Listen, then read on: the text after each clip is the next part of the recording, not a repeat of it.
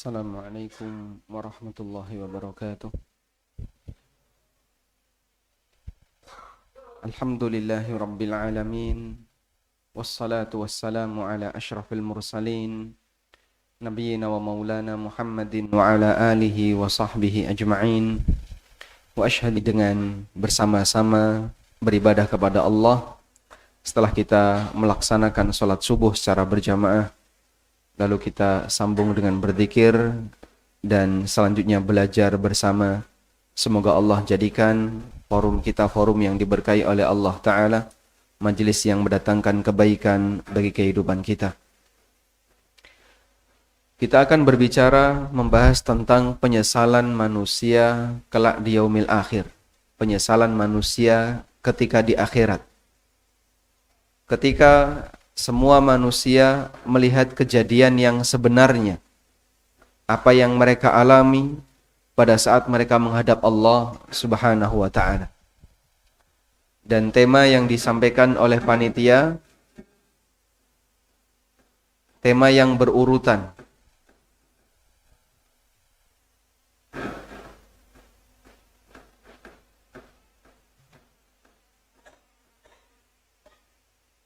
Tema yang disampaikan oleh panitia itu berurutan. Yang pertama berkaitan dengan membangun kesadaran akan adanya hari akhir. Kajian ini telah kita selenggarakan di Masjid Imam Syafi'i. Kemudian yang kedua adalah meyakini ada apa setelah kematian. Tadi malam di Imam Nawawi, dan di pagi hari ini kita akan melihat bagaimana penyesalan yang terjadi di tengah umat manusia ketika mereka menghadap Allah Subhanahu wa Ta'ala. Bisa jadi apa yang kita bahas ini akan kita alami. Karena setiap manusia mereka menyesal disebabkan keterbatasan yang mereka lakukan pada waktu hidup di dunia. Mereka yang muslim menyesal kenapa dulu tidak banyak beramal. Apalagi mereka yang kafir, mereka menyesal kenapa dulu tidak beriman. Sehingga semua hamba mengalami penyesalan. Karena itu hari kiamat disebutkan oleh Allah Subhanahu wa Ta'ala dalam Al-Quran di surat Maryam dengan sebutan Yaumul Hasrah. Hari kiamat disebutkan oleh Allah di surat Maryam dengan sebutan Yaumul Hasrah. Yaumul Hasrah artinya hari penyesalan. Allah Ta'ala berfirman di surat Maryam ayat 39. Wa anzirhum yaumal hasrati idh qudiyal amru wa hum fi ghaflatin wa hum la yu'minun. Berikan peringatan kepada mereka yaumal hasrah, akan adanya hari penyesalan. Yaumul Hasrah. Idh qudiyal amru, ketika segala bentuk urusan ditetapkan oleh Allah. Wahum fi ghaflatin, sementara mereka manusia dalam posisi lalai saat ini. Gak sadar kalau nanti mereka akan dihisab, gak sadar kalau nanti mereka akan menjalani hukuman, gak sadar kalau di hadapannya nanti mereka akan menghadap Allah Subhanahu wa Ta'ala dan ditanya oleh Allah. Wahum la yu'minun, dan mereka tidak mengimaninya. Sehingga ini diberikan gambaran oleh Allah secara umum bahwa para hamba mereka adalah orang-orang yang menyesal disebabkan karena belum mengetahui kondisi aslinya. Dan begitu sudah mengetahui kondisi aslinya, orang yang jelek maupun orang yang baik, orang yang jahat maupun orang yang baik, semuanya menyesal di hadapan Allah Subhanahu wa Ta'ala. Ada banyak sekali bentuk penyesalan yang akan dialami oleh para hamba ketika dia sudah mati, ketika dia menghadap Allah Subhanahu wa Ta'ala. Wa a'dhamul hasarat yaumal qiyamah, dan penyesalan yang terbesar kelak di hari kiamat adalah penyesalan yang terjadi pada penduduk neraka ketika kematian itu disembelih oleh malaikat. Kematian itu konkret atau abstrak? Kematian itu sesuatu yang konkret atau abstrak? Abstrak. Atau konkret? Konkret. Kalau real terjadi, betul. Tapi apakah bisa disentuh? Anda bisa nggak menangkap kematian? Nggak bisa. Sehingga kematian dalam kehidupan di dunia ini adalah sesuatu yang abstrak. Tidak berwujud, meskipun ada. Tidak bisa disentuh, tidak bisa diraba, tidak ada fisiknya, sehingga tidak bisa disembelih, tidak bisa dibuang, tidak bisa. Namun ketika di yaumil akhir, kematian diwujudkan oleh Allah Subhanahu wa taala sebagai sesuatu yang konkret. Sebagaimana ibadah, salat yang merupakan ibadah abstrak, tidak berwujud dan nanti diwujudkan oleh Allah Subhanahu wa taala sebagai makhluk yang akan datang menghadap kepada Allah. Bacaan Al-Qur'an abstrak. Anda membaca Al-Qur'an, kalau Al-Qur'annya konkret. Tapi Anda membaca Al-Qur'an adalah amalan yang abstrak. Rasulullah sallallahu alaihi wasallam bersabda, "Iqra'ul Qur'an fa innahu ya'ti yaumal qiyamati syafi'an li ashabi." Bacalah Al-Qur'an karena bacaan Qur'an itu akan datang besok di hari kiamat memberi syafaat bagi orang yang senang baca Al-Qur'an. Sehingga sesuatu yang abstrak nanti diwujudkan sebagai sesuatu yang konkret. Salah satunya kematian. Kematian yang saat ini bentuknya abstrak. Nanti akan diwujudkan di hari kiamat dalam bentuk sesuatu yang konkret, bisa disentuh, ada fisiknya. Dan kematian itu akan disembelih oleh malaikat. Dari sahabat Abu Sa'id Al-Khudri radhiyallahu anhu. Sahabat siapa? Abu Sa'id Al-Khudri radhiyallahu anhu. Rasulullah sallallahu alaihi wasallam bersabda, "Yu'ta bil mauti kahayati kabshin amlah." Akan didatangkan kematian. Kematian akan didatangkan dalam rupa seperti kambing yang gemuk. Dalam rupa seperti kambing yang gemuk. Fayunadi munadin. Kemudian dipanggillah kepada penduduk surga, "Ya ahlal jannah." Fayashra'ibuna wa yandurun. Maka penduduk surga semuanya langsung memasang pendengarannya dan melihat ke arah panggilan. Seluruh penduduk surga memasang pendengarannya, memperhatikan dan melihat ke arah panggilan. Fayashra'ibuna wa yandurun. Semuanya konsentrasi perhatian dan melihat ke arah panggilan. Fayaqul. Lalu malaikat yang membawa kematian itu mengatakan, "Hal ta'rifuna hadha?" Kalian tahu ini apa? Kalian tahu apa yang saya bawa ini? Fayaquluna, kemudian mereka mengatakan, "Na'am. Hadzal maut wa kulluhum qad ra'ahu." Betul, kami tahu itu adalah kematian. Masya Allah. Sehingga Allah Subhanahu wa taala jadikan hamba manusia pada saat mereka di yaumil akhir, mereka bisa mengenali sesuatu yang abstrak, dijadikan oleh Allah jadi konkret dan dikenali oleh para hamba. Kalau ini adalah kematian. Padahal rupanya bentuknya apa? Kambing. Kalau di zaman sekarang andaikan itu diwujudkan kambing, kita akan mengatakan itu kambing. Tapi ketika penduduk surga ditanya, "Tahu kalian ini apa?" Mereka mengatakan, "Na'am, hadzal maut." Kami tahu itu adalah kematian. Wa kulluhum qad ra'ahu, dan mereka semua telah melihat dan tahu kalau itu kematian. Subhanallah. Sehingga manusia dan makhluk ketika di yaumil akhir kondisinya tidak sebagaimana ketika di dunia. Mereka melihat kejadian-kejadian yang aneh dan mereka mengenalnya.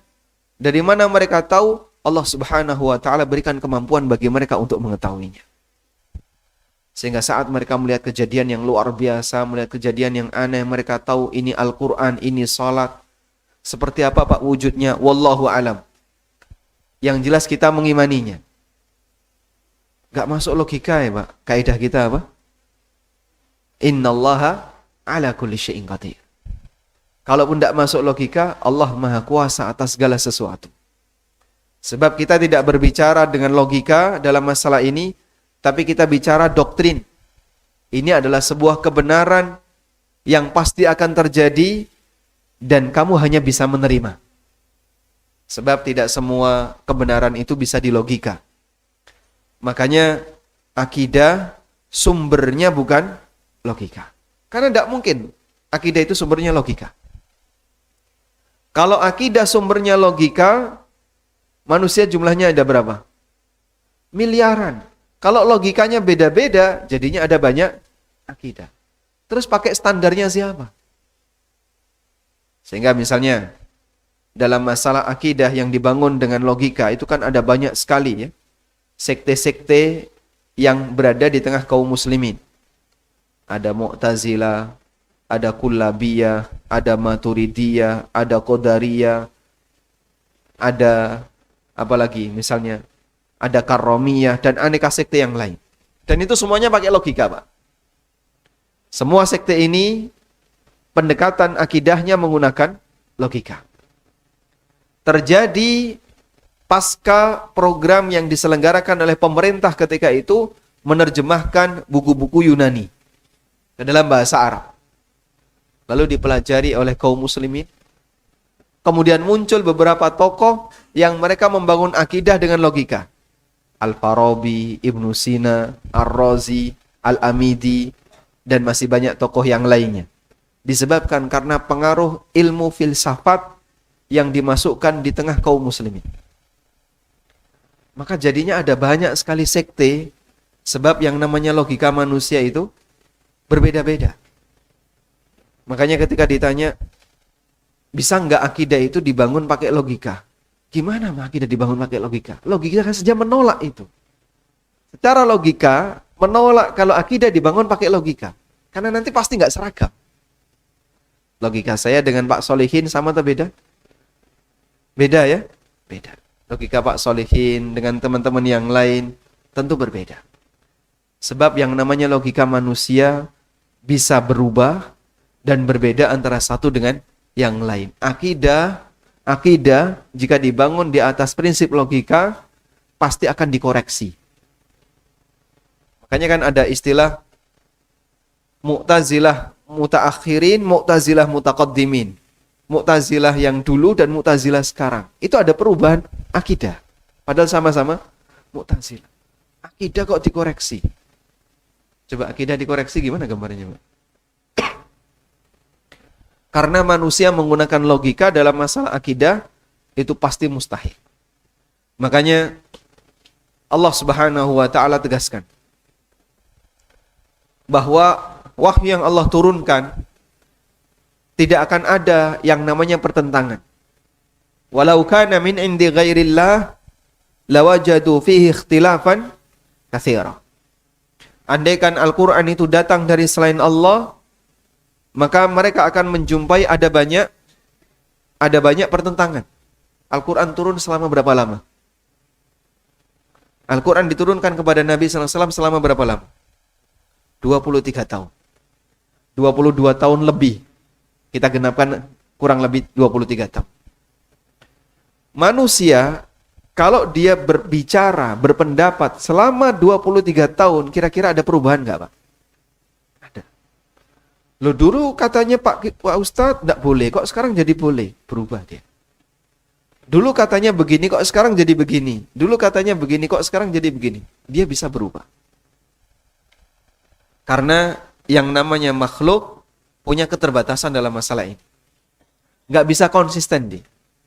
Allah Subhanahu wa taala menurunkan Al-Qur'an selama 23 tahun dan antara yang turun di Mekah dengan yang turun di Madinah nggak pernah terjadi benturan. Walau kana min indi ghairillah lawajadu fihi ikhtilafan katsira. Karena kalau itu turun dari selain Allah, maka akan banyak sekali perselisihan, pertentangan di sana. Subhanallah. Itulah salah satu di antara mukjizat yang dipertahankan oleh Allah Subhanahu wa taala untuk umat manusia. Semua nabi yang mati, mukjizatnya hilang bersama nabinya. Tapi Nabi Muhammad sallallahu alaihi wasallam meninggal dunia dan mukjizat beliau tetap bertahan, yaitu Al-Quran. Sebab Masya Allah, Al-Quran ini menjadi mukjizat yang terbesar, mengajarkan kepada masyarakat tentang bagaimana cara hidup yang benar agar mereka bisa mendapatkan kebahagiaan di akhirat. Tayyib. Kembali ke sini. Ya ahlan nar. Kemudian dipanggil, wahai penduduk neraka. Fayashra'ibuna wa yundurun. Semuanya konsentrasi dan melihat ke arah panggilan. Kemudian ditanya, hal ta'rifuna hadha? Apakah kalian kenal seperti ini? Fayaqulun, maka mereka menjawab, na'am hadzal maut. Kami kenal itu adalah kematian. Penduduk surga maupun penduduk neraka semuanya sama-sama kenal yang dibawa oleh malaikat dalam rupa kambing, kematian disembelih. Tsumma yaqul, kemudian malaikat ini mengatakan, ya ahlal jannah khuludun fala mauta wa ya ahlan nar khuludun fala mauta.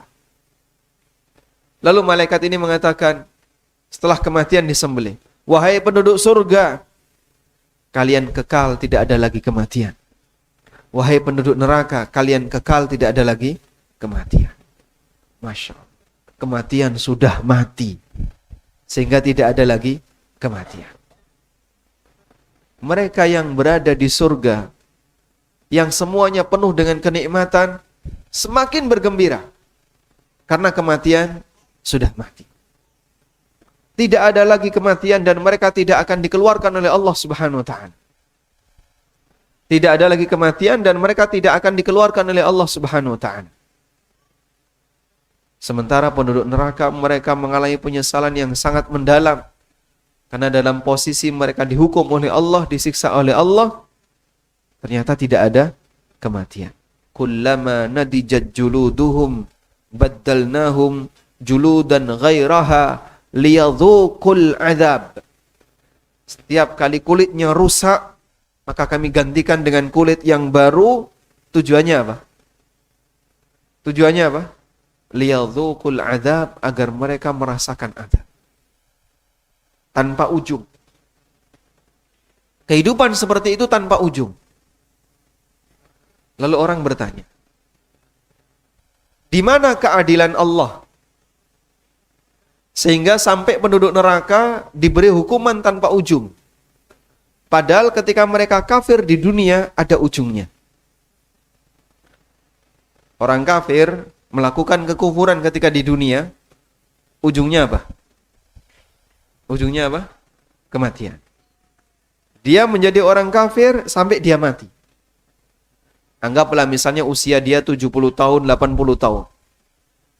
Berarti kalau dihitung sejak mulai balik, dia kafir selama kurang lebih 60 sekian tahun.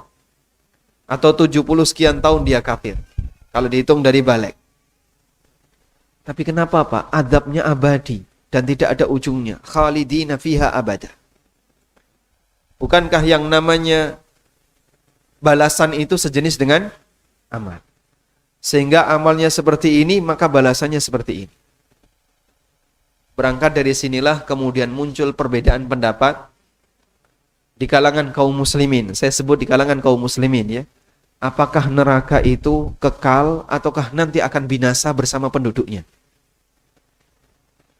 Apakah neraka itu kekal ataukah nanti akan binasa bersama penduduknya? Ada yang berpendapat pertama bahwasanya surga dan neraka dua-duanya tidak kekal. Sehingga dua-duanya akan binasa. Dan ini pendapat yang menyimpang. Salah satu di antara orang Jahmiyah punya pendapat seperti ini. Dan ada yang melestarikan di Indonesia. Lalu membuat sebuah buku judulnya Ternyata Akhirat Tidak Kekal. Itu kakak angkatan saya ya. Sama-sama kuliah di teknik nuklir. Cuman jauh selisih usianya. Baik. Dan ini adalah pendapat dulu sebagian orang Jahmiyah. Mereka punya pendapat seperti ini. Akhirat nanti akan binasa. Sebagaimana dunia binasa. Tapi ini pendapat yang menyimpang, kita nggak terima. Yang kedua, surga kekal tapi neraka tidak kekal. Sehingga mereka yang berada dalam kenikmatan tidak akan mati selamanya. Sementara penduduk neraka, mereka akan dihukum oleh Allah dalam kurun waktu yang panjang, setelah itu dibinasakan, neraka hancur bersama dengan penduduknya. Pendapat ini dinisbahkan kepada Ibnu Mas'ud radhiyallahu anhu. Sehingga termasuk di antara pendapat yang masih dinilai, ya, masih dihargai, dalam arti ada nisbah kepada salafnya. Meskipun penisbatan itu juga diperselisihkan oleh para ulama apakah itu sahih sampai Ibnu Mas'ud atau tidak.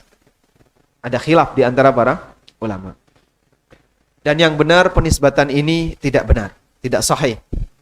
Sehingga termasuk di antara riwayat yang dhaif jika disebut sebagai keterangan Ibnu Mas'ud. Yang ketiga, bahwa surga maupun neraka dua-duanya kekal. Surga kekal, orang yang berada di dalamnya mendapatkan kenikmatan kekal tanpa ada kematian. Demikian pula neraka kekal, dan orang yang berada di dalamnya akan mengalami hukuman tanpa ada kematian. Semuanya kekal. Kok bisa Pak kekal Pak? Sesuai yang dikehendaki oleh Allah. Innahu ala kulli syai'in qadir. Dia maha kuasa atas segala sesuatu. Lalu muncul pertanyaan tadi, terus bagaimana menjawab pendekatan dari sisi keadilan Allah? Bahwa orang yang kafir, non-muslim, mereka menjalani kekufuran di muka bumi ini selama rentang sekian tahun. Tapi kenapa hukuman yang diberikan kepada mereka kekal abadi? Penjelasannya, Allah Subhanahu wa ta'ala berfirman dalam Al-Quran, walau ruddu la'adu lima nuhu anhu. Andaikan orang kafir itu dikembalikan ke dunia, yang terjadi apa Pak? Mereka akan la'adu lima nuhu anhu, mereka akan kembali lagi melakukan apa yang dilarang itu. Mereka akan kembali lagi melakukan kekufuran. Sehingga andaikan orang kafir, kata Allah, dan dia yang maha tahu tentang kondisi hambanya.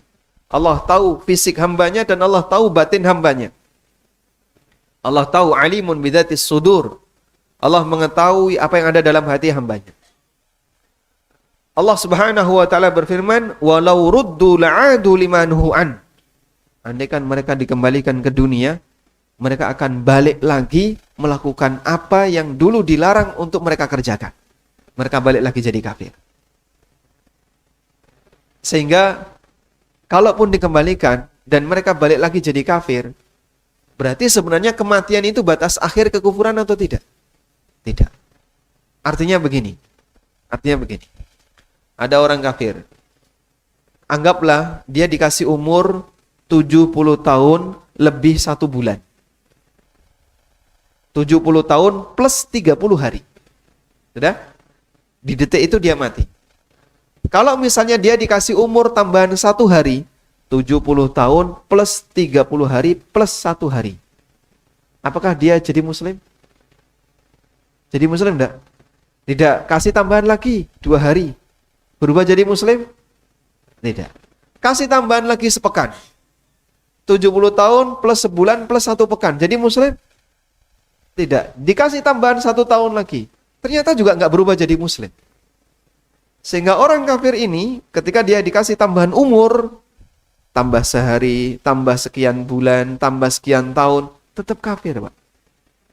Maka sebenarnya batas kafirnya itu bukan kematiannya. Kematian itu batas hidupnya. Dipahami ya? Maka andaikan mereka itu dikasih umur selama 1000 tahun, mereka akan tetap seperti itu. Sehingga terlihat bagaimana dakwah yang diberikan oleh Nabi Nuh alaihissalam kepada masyarakatnya. Beliau berdakwah selama berapa lama? Selama 1000 tahun kurang 50. Kan begitu cara Al-Quran menghitungnya. Alfasanatin illa khamsina amma. Selama 1000 tahun kurang 50. Dan Nuh ketika berdakwah itu nggak berhenti. Inni da'autu qaumi lailan wa nahar. Aku berdakwah kepada kaumku siang malam. Tidak ada istilah weekend libur. Atau dakwahnya hanya siang saja, malam tidak. Beliau ngajari umatnya selama 950 tahun siang malam. Dan kaumnya meskipun dikasih usia yang demikian panjang. 950 tahun itu masa dakwah. Masa dakwahnya Nuh. Bukan usianya Nuh. Usianya Nuh berapa, Pak? 950 tahun. Bukan. Itu dakwahnya Nabi Nuh selama 950 tahun. Berarti kan usia beliau lebih panjang dari itu. Karena beliau sebelum berdakwah, apakah beliau lahir langsung dakwah? Gimana? Tentu tidak. Sehingga sebelum beliau berdakwah, beliau mengalami masa kecil. Lalu setelah itu beliau dewasa, diberi wahyu oleh Allah, beliau berdakwah. Selama 950 tahun. Sampai kemudian terjadi banjir, semua manusia ditenggelamkan kecuali yang mukmin. Kemudian setelah itu beliau bertahan hidup selama sekian tahun. Dan di rentang beliau bertahan hidup, itulah beliau berketurunan. Karena tidak ada satupun makhluk, tidak ada satupun manusia yang ikut di atas perahunya Nabi Nuh setelah mendarat, tidak ada yang berketurunan. Allah Subhanahu wa taala berfirman, "Wa ja'alna dzurriyyatahu humul baqin." Dan aku jadikan keturunan Nuh itulah yang bertahan. Sehingga setelah kejadian banjir itu, perahu Nabi Nuh mendarat, siapapun manusia yang ikut bersama Nuh tidak ada yang berketurunan. Semuanya keturunannya Nabi Nuh. Jadi semuanya mati. Yang berketurunan hanya keturunannya Nabi Nuh alaihissalam. Makanya Nabi Nuh disebut sebagai apa? Abul Bashar Al-Asghar. Karena Abul Bashar ada dua ya. Abul Bashar Al-Akbar, siapa? Adam alaihissalam. Abul Bashar senior, Adam alaihissalam. Dan yang kedua, Abul Bashar Al-Asghar, Abul Bashar junior. Yang kedua, yaitu Nabi Nuh alaihissalam. Karena hanya Nuh yang memiliki keturunan. Sementara selain Nuh tidak punya keturunan. Baik. Istrinya Nuh siapa Pak ketika itu? Wallahu a'lam. Tidak ada keterangan. Yang jelas beliau punya istri dan beliau punya keturunan. Dan dari keturunan itulah sampai manusia zaman sekarang. Sehingga dulu manusia banyak, lalu habis karena banjir. Tinggal beberapa orang dalam perahu. Semuanya mati, tidak punya keturunan. Nabi Nuh alaihissalam yang punya keturunan. Tayyib. Maka penduduk surga, kembali kepada tadi ya, kita belum menyelesaikan, bahwa yang namanya hukuman di akhirat yang sifatnya kekal kepada orang-orang kafir, bagaimana kita bisa menjelaskan kalau orang kafir melakukan kekufuran selama sekian tahun, tapi kenapa hukumannya nggak ada batas? Karena sebenarnya sekian tahun itu bukan batas kekufuran, tapi sekian tahun itu adalah batas kehidupan. Tidak mungkin orang itu kekal di dunia ini. Fisiknya tidak mampu untuk menyangga. Orang dikasih umur yang panjang, apakah kemudian nanti semakin sehat, Pak? Semakin sehat atau bagaimana? Semakin loyo. Di sini yang paling senior usia berapa? Masya Allah. Pinten Pak usianya Pak berapa? 63 jalan. Kalau misalnya dikasih usia 200 tahun begitu gimana Pak? Ada nggak di antara jamaah yang bersedia dikasih usia 200 tahun? Mau Pak? Enggak. Kenapa Pak? Ribet. Bisa ganti istri loh Pak. Manusia dikasih usia 200 tahun. Antum tanya kepada siapapun yang sudah sepuh ya. Bapak dikasih usia 200 tahun mau nggak?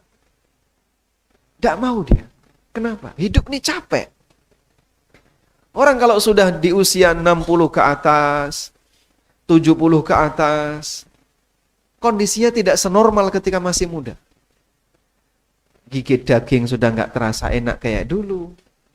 Ketika dia ngunyah sudah banyak geraham yang hilang. Betul ya? Sehingga saat makan daging itu nggak dikunyah, Pak.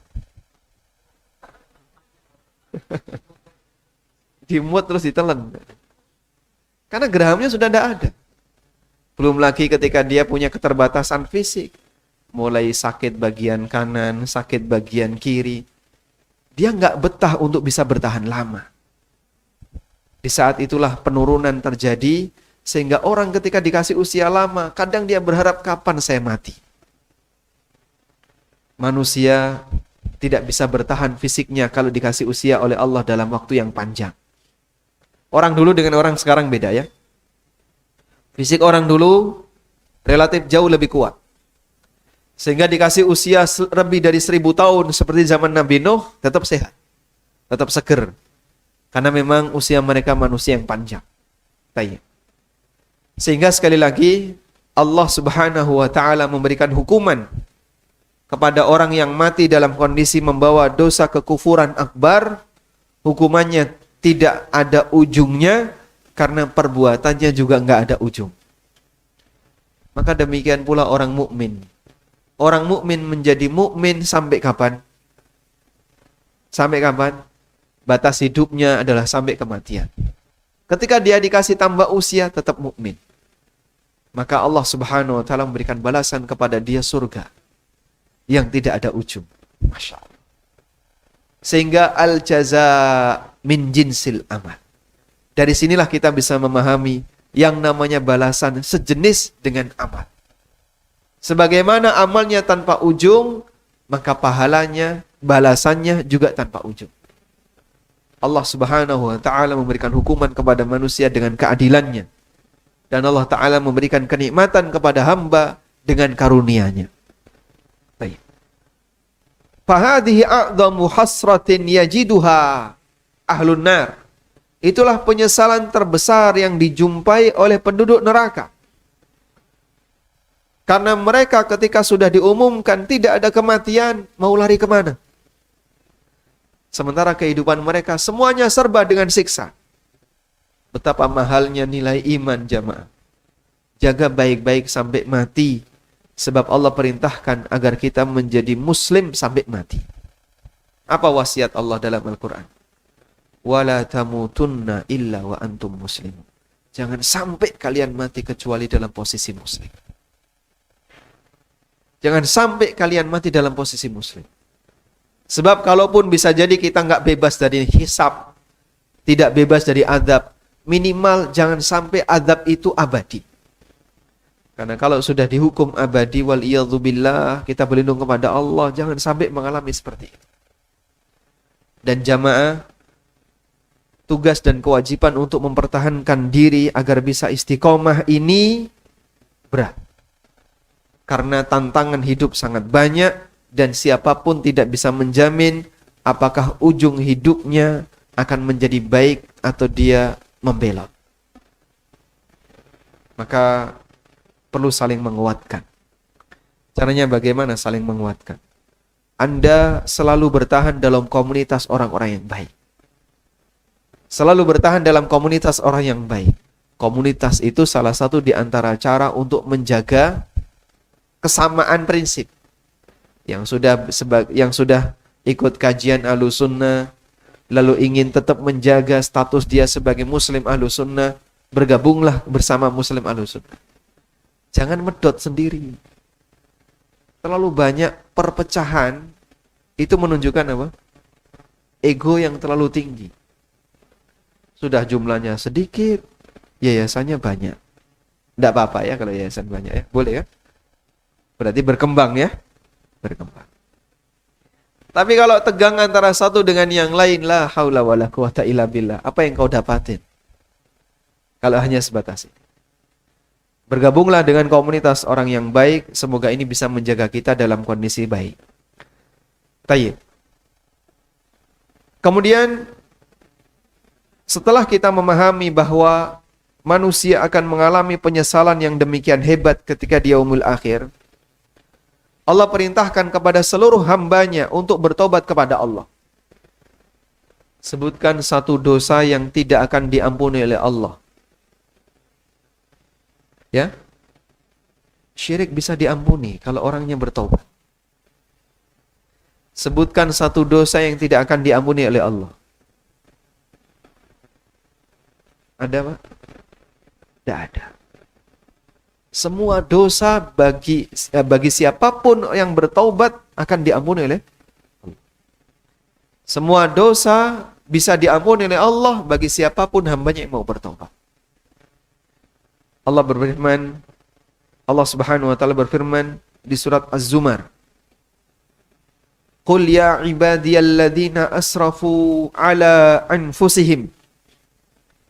Katakanlah wahai Muhammad, wahai para hambaku alladzina asrafu ala anfusihim, yang tenggelam melampaui batas, dirinya melampaui batas, yang tenggelam dalam maksiat. La taqnatu min rahmatillah. Janganlah kalian berputus asa dari rahmat Allah. Innallaha yaghfirudz dzunuba jami'a. Allah Ta'ala mengampuni semua dosa. Maka tidak ada dosa yang tidak diampuni oleh Allah bagi mereka yang mau bertaubat. Kalau dosa syirik yang tidak diampuni terjadi apabila dosa syirik itu di bawah mati. Alias dia sampai mati dia belum bertaubat. Sampai mati dia belum masuk Islam, sampai mati dia tidak mau meninggalkan kekufurannya. Inilah dosa kufur yang tidak diampuni. Sehingga Allah Subhanahu wa taala memberikan ancaman, "Wa may yusyrik billah faqad harramallahu 'alaihil jannah wa ma'wahun nar." Siapa yang berbuat syirik kepada Allah, Allah haramkan dia untuk masuk surga dan tempatnya di neraka. Namun kalau dia mau bertaubat, dulu para sahabat mengalami kesyirikan dan mereka bertaubat. Dulu orang-orang kafir, mereka melakukan perbuatan kesyirikan, lalu mereka bertaubat. Innallaha yaghfirudz dzunuba jami'a, innahu huwal ghafurur rahim. Sesungguhnya dia zat yang maha pengampun lagi maha penyayang. Wa anibu ila rabbikum wa aslimu lah min qabli ayyatiyakumul adzabu thumma la tunsarun. Kembalilah kepada Rabbmu dan jadilah orang yang pasrah di hadapannya sebelum datang kepada kalian azab, thumma la tunsarun, kemudian kalian tidak akan ditolong. Karena orang ini mati dalam kondisi belum tobat dari perbuatan kekufuran. Baik. Ini penyesalan terbesar yang terjadi di tengah umat manusia.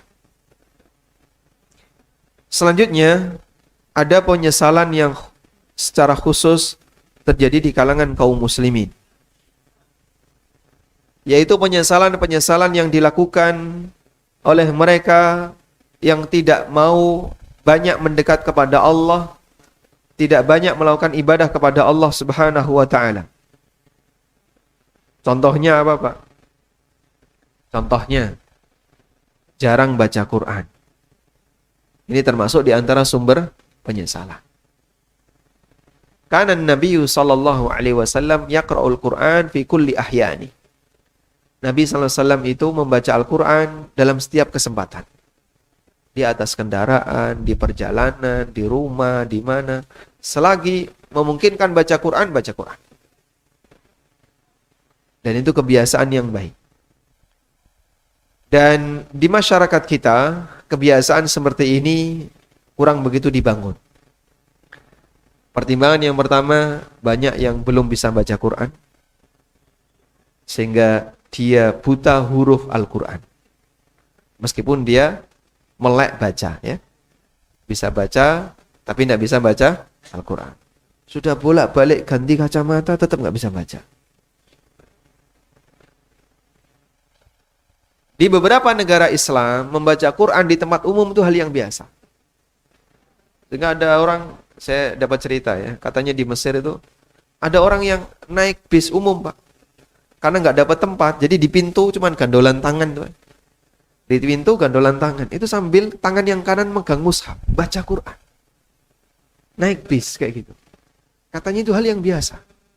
Wallahu alam tahun berapa kejadian itu, karena yang cerita sudah lama. Sehingga mereka baca Quran di kendaraan, di tempat umum, di kereta, di pesawat, itu hal yang biasa. Itu orang dulu. Nah sekarang coba kita biasakan seperti itu. Maka bagi teman-teman yang belum bisa baca Quran, miliki tekad. Pokoknya saya harus bisa baca Quran. Dan kalau bisa belajar itu pakai target.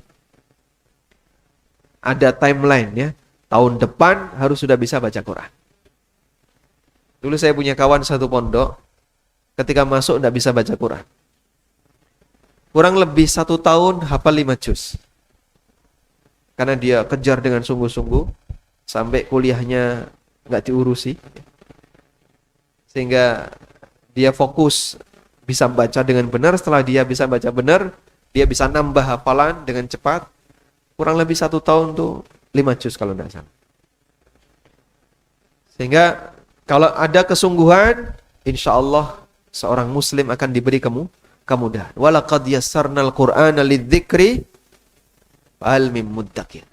Sungguh aku mudahkan Al-Quran untuk diambil peringatan, dipelajari, tinggal mau belajar atau tidak. Meninggalkan surat Al-Baqarah adalah penyesalan. Karena surat Al-Baqarah berisi banyak keberkahan. Dalam hadis riwayat Muslim, Nabi SAW bersabda, "Iqra'u surat Al-Baqarah, fa inna akhdaha barakatun, wa tarkaha hasratun." Bacalah surat Al-Baqarah.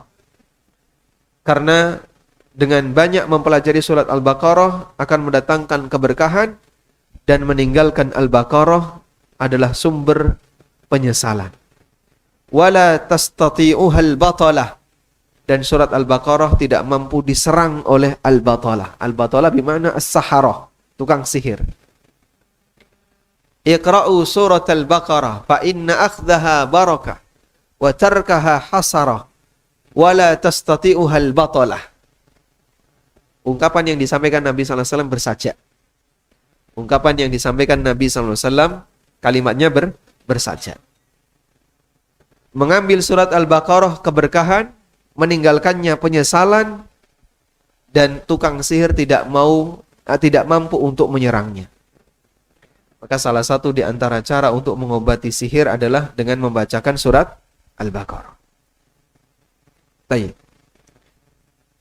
Kemudian termasuk di antara penyesalan yang dihadapi oleh muslim adalah penyesalan ketika mereka duduk di sebuah majlis, ngobrol, namun sama sekali tidak menyebut nama Allah. Sama sekali tidak menyebut nama Allah. Dan tidak bersolawat untuk Nabi SAW. Dan tidak diiringi dengan doa kafaratul majlis. Sehingga ngobrol, selesai bubar, ya udah bubar. Di masjid, kumpul sama teman-temannya, bahas poligami. Nanti di ma'had, kumpul sama teman-temannya, temanya sama. Di mana-mana tema itu aja. Betul, Mas. Nggak bosan-bosan tema seperti itu. Ketika bubar, udah ketawa-ketawa, bubar, udah selesai. Sehingga mereka bubar membawa ketawa. Yang seperti ini sumber penyesalan kelak di yaumil akhir.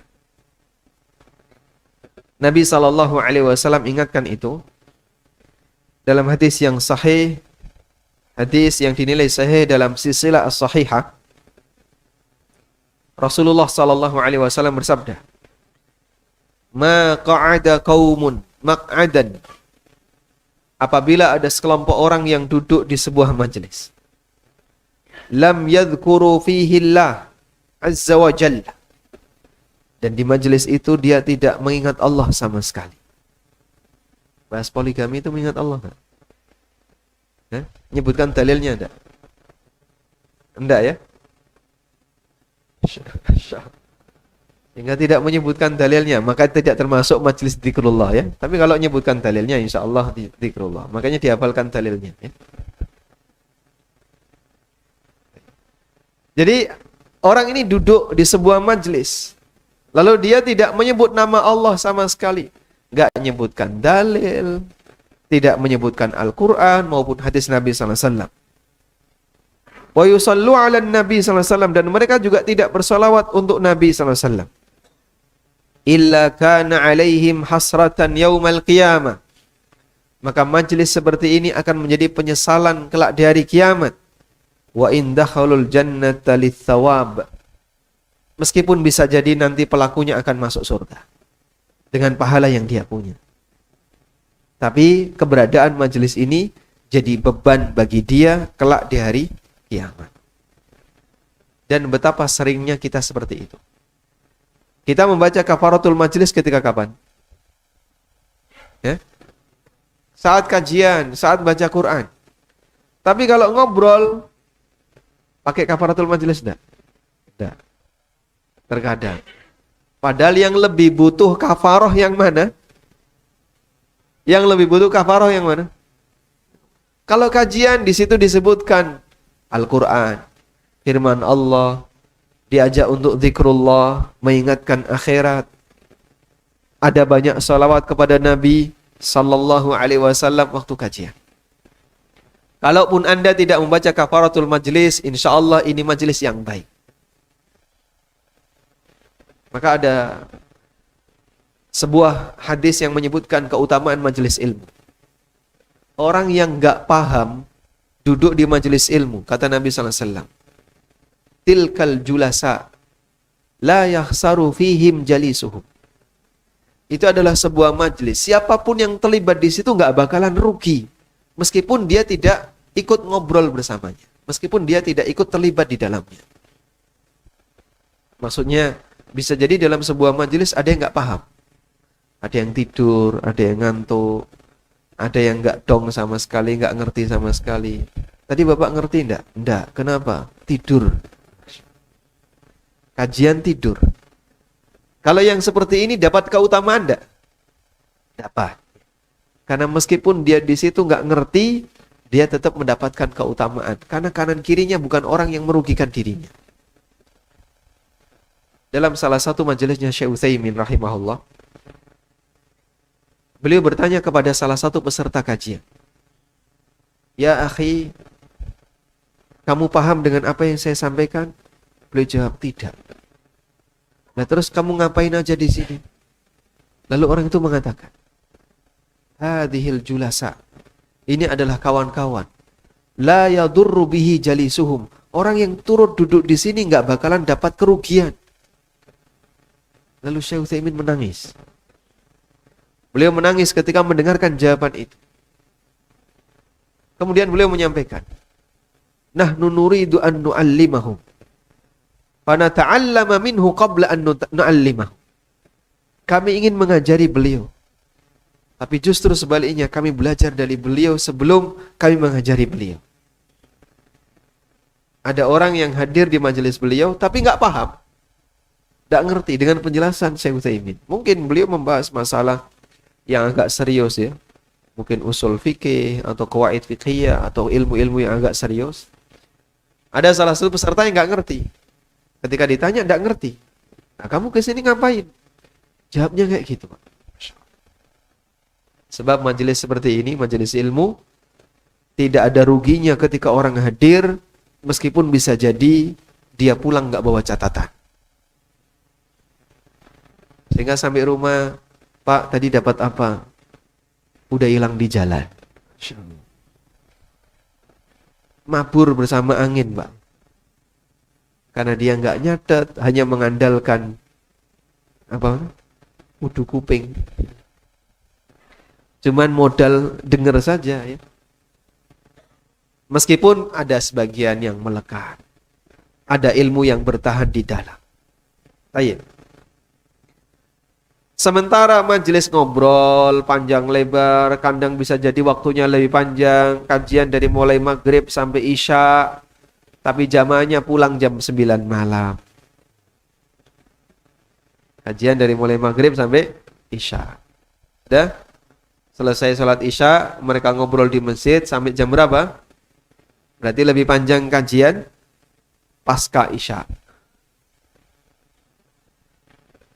Kajian setelah Isya, ba'da Isya lebih panjang daripada sebelum Isya. Cuman yang ba'da Isya ini isinya obrolan, masalah ngalor ngidul dan seterusnya. Kalau ini tidak ditutup dengan kafaratul majlis, jadi penyesalan kelak di yaumil akhir. Maka biasakan ikhwah, forum-forum yang tidak resmi seperti itu, Anda selalu iringi dengan kafaratul majlis. Biasakan ya. Ya, salah satu di antara kalian tidak perlu ya. Mari kita tutup dengan kafaratul majlis. Tidak perlu pakai komando. Kalau nggak ada komando, jadi nggak baca. Nggak perlu pakai komando. Cukup salah satu mengeraskan aja. Nanti temunya akan ngikut. Kemudian, yang ketiga. Sumber penyesalan yang ketiga. Sumber penyesalan karena hamba terlalu tamak dengan kekuasaan. Dia ingin menjadi pejabat, ingin menang, ingin didukung, ingin ini, ingin ini. Masya Allah, sampai keluar modal yang besar. Keluar modal yang besar, dalam bayangan dia apa? Nanti kalau jadi, target pertama adalah, target pertama apa Pak? Balik modal.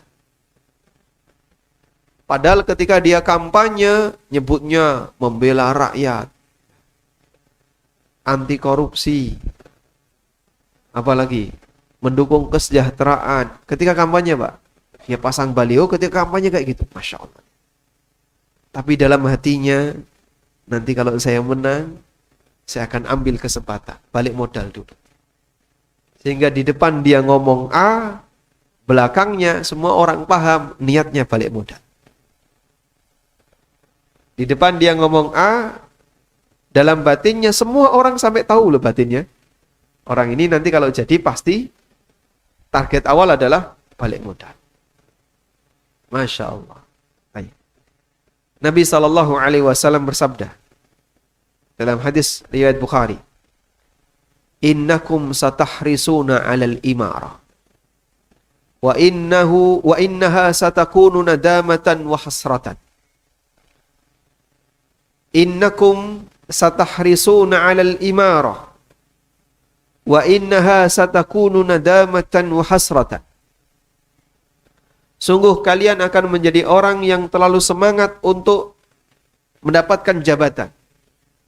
Pengen jadi yang tertinggi, pengen memiliki jabatan. Padahal itu akan menjadi penyesalan dan kerugian kelak di yaumil akhir. Sehingga manusia akan terasa berat dengan beban kepemimpinan yang dulu dia tampung ketika di dunia, dan itu hasil permintaannya. Makanya kadang saya terasa heran ya, dengan yang seperti ini, diperebutkan untuk apa? Karakter manusia beda-beda. Ada sebagian orang yang dia itu dikasih tidak mau. Pak, andaikan Bapak kita tunjuk jadi camat, mau enggak? Enggak mau dia. Atau ditunjuk jadi lurah, enggak mau. Jadi RT rebutan tidak mau ya. Ditunjuk jadi pejabat, dia tidak mau. Ada sebagian orang yang seperti itu. Karena dia tahu beban beratnya, dia tahu nanti pusingnya kayak apa. Ada banyak sekali benturan yang akan dia dapatkan. Sehingga kalau dia tidak tidak tahu bagaimana celahnya, bisa berbahaya. Dia bisa dijebloskan ke penjara. Dan yang lebih berbahaya adalah kondisi di yaumil akhir. Seperti ini akan menjadi penyesalan di yaumil akhir. Nah. Tayyib jamaah. Selanjutnya, penyesalan berikutnya adalah amalan yang dilakukan tidak ikhlas karena Allah,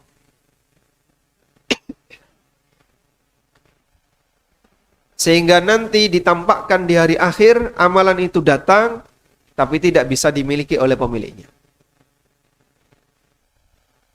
Allah Ta'ala berfirman di surat Al-Furqan, "Wa qadimna ila ma 'amilu min 'amalin faj'alnahu haba'an manthura."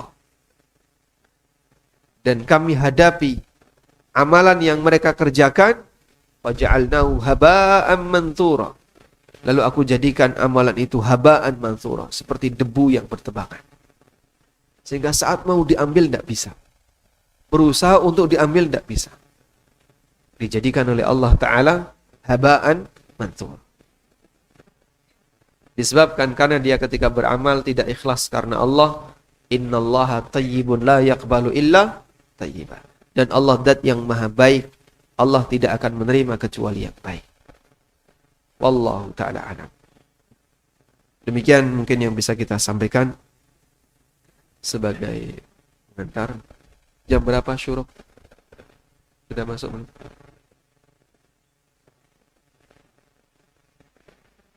Sudah? Kalau di sini jam berapa? Jam 5.40. Sekarang jam 5.43.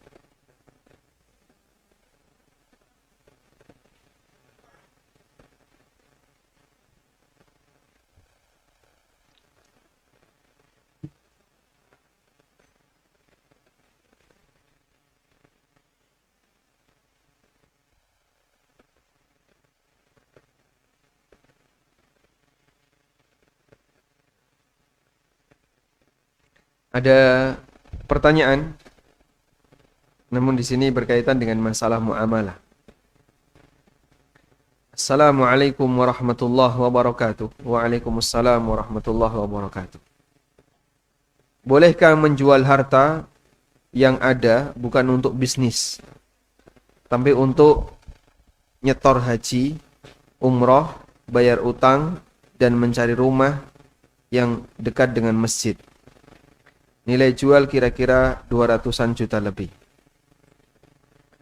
Jawabannya boleh. Sahibul mal ahaqqu bimalihi. Pemilik harta, dia lebih layak untuk mengatur hartanya. Dia lebih berhak untuk mengatur hartanya. Sehingga kalau dia punya harta lalu dia jual, kemudian nanti dia gunakan untuk haji atau umroh, kemudian beli rumah di dekat masjid, hukumnya diperbolehkan. Nah, namun begini ya, dulu ada beberapa orang di zaman Nabi SAW yang mau pindah kampung, memilih kampung di dekat Masjid Nabawi. Karena mereka kalau berangkat ke Masjid Nabawi terlalu jauh, yaitu kampung Bani Salimah. Sehingga mereka minta izin kepada Nabi SAW mau bedol kampung. Pindah, bedol desa, pindah dari desa awal ke desa yang baru di dekat dengan Masjid Nabawi. Lalu oleh Nabi SAW mereka diberitahu, diyarukum tuktabu atharukum. Jauhnya rumah kalian akan menambah catatan pahala jejak kalian menuju masjid. Sehingga kalian semakin jauh, pahala yang kalian dapatkan semakin banyak. Ini pertimbangan dari sisi masalah jarak ke masjid. Meskipun boleh saja misalnya Bapak mendekat ke salah satu pesantren agar nanti punya komunitas yang baik, bisa selalu disertai teman-teman yang baik, lalu Anda beli tanah di dekat itu, insya Allah tidak masalah. Wallahu ta'ala a'lam.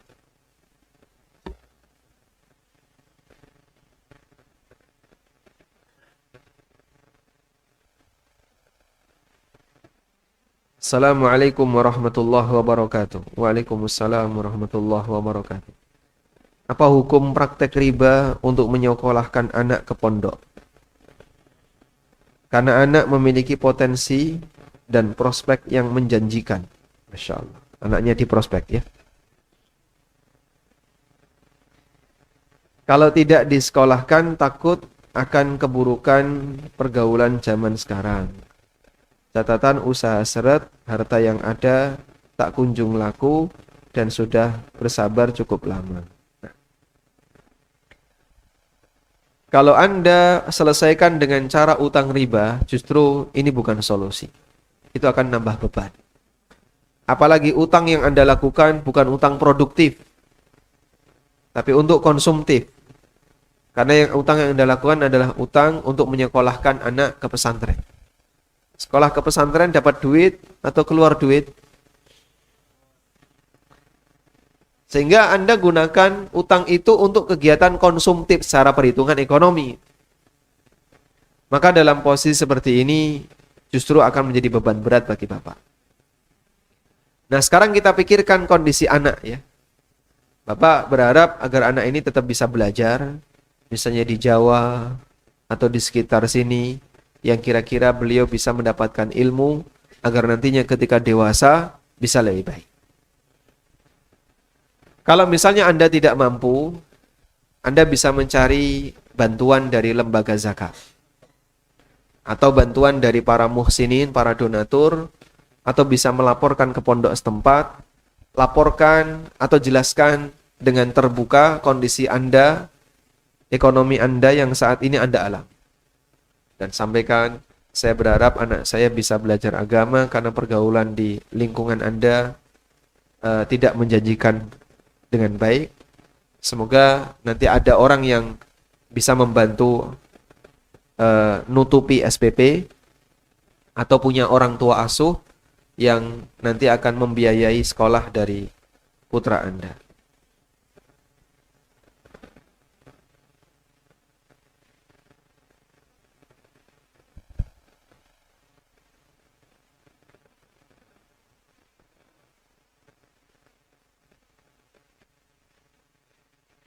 Assalamualaikum. Waalaikumsalam. Bagaimana jika seseorang melakukan transaksi jual beli dengan kesepakatan bersama bahwa harga sudah termasuk ongkir. Namun ketika saat pengantaran barang, kita melihat kasihan dengan si pengantar yaitu kurir. Kurir barang, lalu kita berikan tips uang tambahan kepada si pengantar. Bagaimana hukumnya kasus tersebut? Perlu diketahui bahasanya pengantar barang sudah digaji oleh bosnya. Nah, kurir seperti ini ada dua keadaan. Yang pertama, kalau dia adalah kurir lepas. Kurir lepas itu bukan karyawan ya, freelance. Misalnya Anda nyuruh teman Anda, tolong kirimkan ke sana ya, kamu tak bayar ini. Hanya sebatas perintah ini dikasih uang untuk biaya ongkir, tapi dia bukan karyawan, nggak ada model perekrutan, tidak diikat dengan perjanjian MOU karyawan, nggak ada. Untuk yang seperti ini, Anda kasih tambahan, insya Allah tidak masalah. Karena dia bukan karyawan pihak perusahaan tadi. Yang kedua, kalau kurir ini adalah karyawan, maka Anda tidak diperbolehkan untuk memberikan tips ke dia, kecuali minta izin kepada pemilik perusahaan. Sehingga pemilik perusahaan, kamu di mana? Di sini. Baik, saya minta kontaknya HRD. Tinggalkan nomor rekening kamu, kontak HRD. Anda hubungi dulu, saya mau ngasih hadiah ke kurir Anda karena dia ngantarnya jauh sekali. Agak masuk-masuk di daerah mana, dusun yang dalam. Lalu Anda merasa kasihan, minta izin. Kalau dia ridho mengizinkan untuk memberikan tip, silakan Anda transfer. Wallahu a'lam. Bagaimana hukum mengambil AdSense di YouTube? Mengambil AdSense di YouTube, kendalanya ada banyak sekali iklan kotoran di YouTube. Contohnya apa, Pak? Iklan aurat, iklan apa lagi? Iklan alat-alat musik dan seterusnya. Atau iklan yang nggak benar ya. Karena itu yang perlu untuk diwaspadai adalah menghindari iklan seperti ini. Bisa jadi pemilik akun sudah melakukan kategorisasi, sehingga iklannya dipepetkan sebisa mungkin, pokoknya jangan sampai berisi aurat materinya. Udah dipilih, misalnya apa? Otomotif. Otomotif kan biasanya identik dengan lelaki ya. Atau apa lagi? Iklan yang kira-kira identik dengan lelaki. Iklan apa misalnya? Bal-balan. Atau iklan perlengkapan mobil, iklan aki. Tapi rata-rata tetap pakai gambar wanita. Kita juga nggak tahu, iklan aki gambarnya wanita. Nyambung nggak, Pak? Iklan oli gambarnya wanita, nggak nyambung gitu. Cuman metode orang iklan kan eye catching ya. Pokoknya mata harus menangkap pertama. Sehingga ditampakkanlah gambar yang kira-kira menarik pandangan. Kalau wajah orang biasa, begitu ditampakkan di situ, nggak menarik pandangan. Maka pertama yang ditaruh adalah gambar yang menarik pandangan. Meskipun bisa jadi orang tidak ada ketertarikan untuk masuk.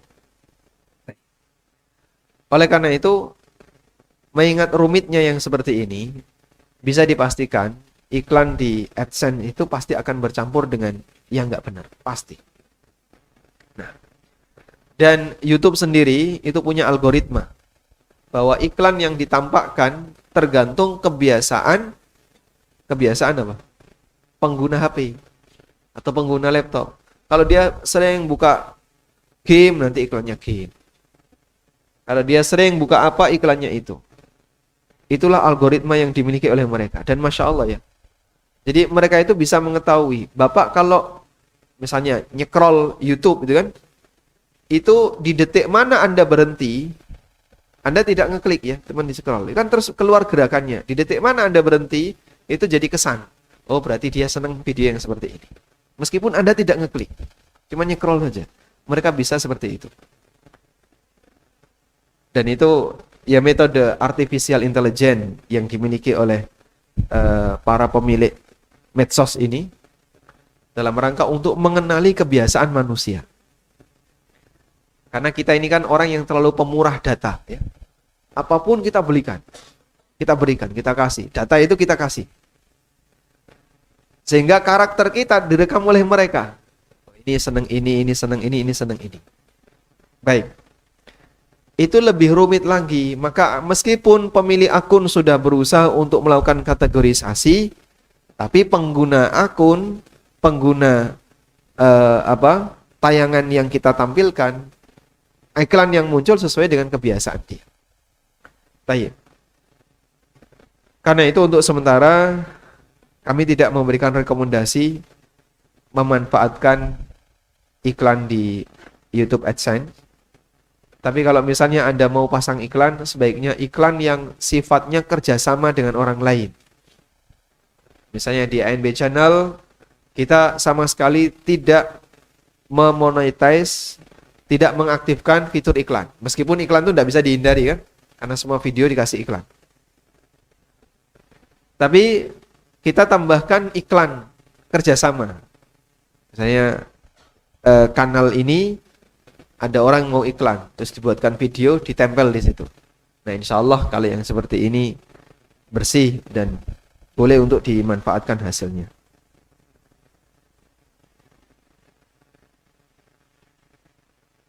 Assalamualaikum waalaikumsalam. Kita semua paham utang wajib dibayar. Bagaimana dengan tunggakan BPJS?